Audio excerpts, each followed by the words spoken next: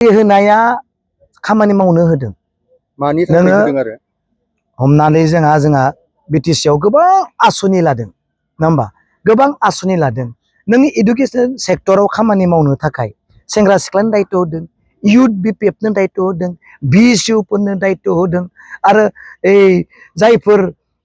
मा होनना बुंगोन सेल्फ हेल्प ग्रुप बिथांमोननो बोरै मावनानै जानो हागोन बिनिबो दायित्व होदों गोबां सेक्टराव गोबां दायित्व होदों बे दायित्वखौ पालन खालामनोब्ला नोङो गिदिंनाङा होमबा नोङो बेयाव मोनसे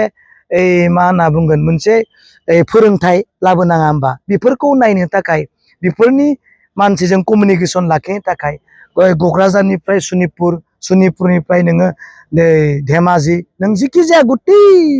अल आसामाव एसेबां बर' दङ बेफोरनियाव दावबायनो थाखाय हान्था मेलाया जेन मोजां जायो बिनि थाखाय बयबो सेंग्रा सिख्लानो खामानि मावग्रा मानसिफोरनो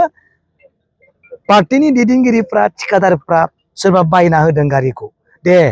नोंसोरो बिदि बलेर' स्कर्पिय' बायना हो होननानै बुङो दा बेनिखायनो जोंबो मोनदों जों गिफ्ट होनायखाय जों लादों जों खामानि मावलांगोन बेनो